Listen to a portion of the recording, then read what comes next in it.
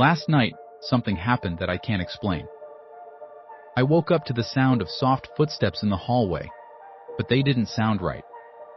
I looked out, and there he was, our dog, walking on two legs, like a person. He headed straight into my sister's room, and now she's gone. Was it just a nightmare? Or is something darker happening? Something not of this world? You won't believe what we found next. Stay tuned. This story gets even stranger. I can't stop shaking. It's hard to hold the pen steady. Mom and Dad don't believe me. They think I imagined it, but I know what I saw. I wish I didn't. Mom came into my room this morning, just after sunrise. She didn't notice how stiff I was, how my face must have been pale as a ghost. Her mind was on her usual routine, opening the windows on either side of my bed before heading to wake Amelia. How I wished that she'd find her there, that I'd hear her say, "Upside Daisy, Amelia," and it'd all just be a horrible dream. But she didn't find her. I heard her call Amelia's name, softly at first, then louder. Her footsteps quickened, moving from room to room, her voice growing sharper, more frantic. She checked the kitchen, the sitting room, even the back garden. I stayed frozen in my bed, clutching the sheets as her panic spread through the house. When she came back to my door, she looked at me properly this time. Her face was pale, her hands shaking. "Clara," she asked, her voice trembling, "do you know where Amelia is?" I couldn't answer. She thought I was scared of her shouting. She had no idea what I'd seen. The rest of the day was chaos. Police swarmed the house, stomping through rooms and asking endless questions. They searched the woods, the quarry, even the old church on the hill. Nothing. Not a trace. Dad yelled for them to do more. Mum just cried. I stayed quiet. Too quiet. I knew if I spoke, it'd all spill out and no one would believe me anyway. 6 girls have gone missing from Millbrook in recent months. Teenagers, all of them. People whisper about it like saying it aloud might summon something worse. Everyone's scared, but no one knows what to do. I always thought it was some stranger passing through. Now I'm not so sure. Now I think it's been here all along. Last night I saw something I can't explain. It was well past midnight when a creak from the hallway woke me. I always keep my door slightly open to let some light in from the hallway. Through the narrow gap, I saw Rufus, our golden retriever, walking toward Amelia's room, but not on all fours. He was upright, like a man.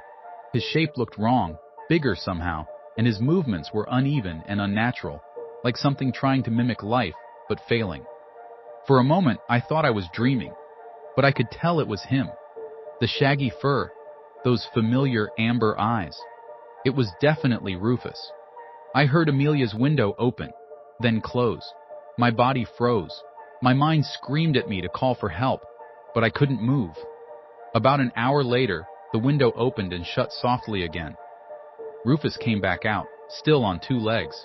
He stopped at my door and peeked inside. My heart thundered, each beat louder than the last, threatening to give me away. I squeezed my eyes shut and pretended to sleep, every muscle trembling but locked in terror. When I finally dared to open my eyes again, he was gone. Even now, I can't make sense of what I saw. Rufus has been with us for years. I remember how he'd curl up at my feet during storms, or nudge my hand with his nose when I was sad. He was family, gentle, loyal, always there. But what I saw last night wasn't Rufus, not really.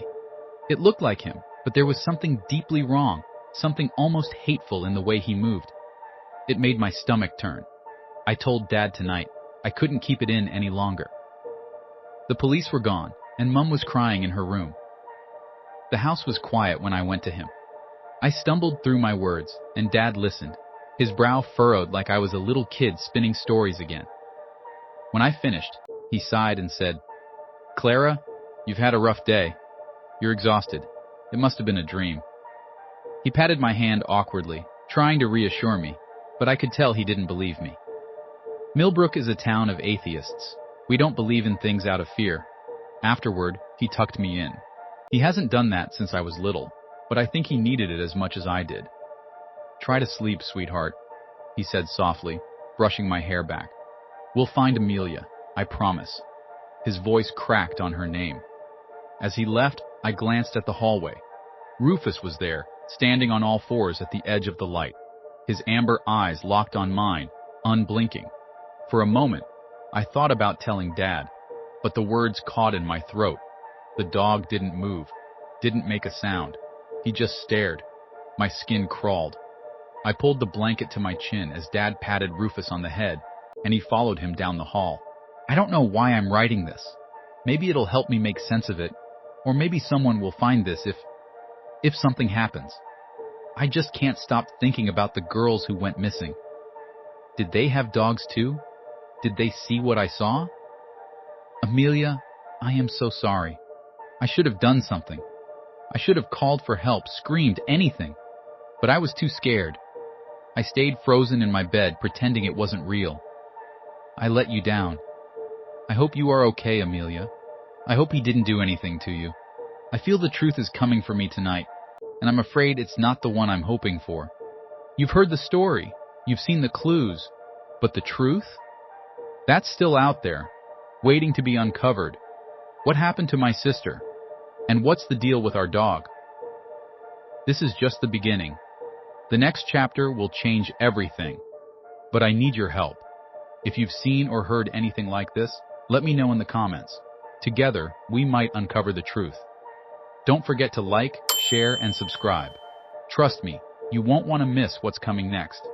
Until then, keep an eye on your pets. You never know what they're hiding.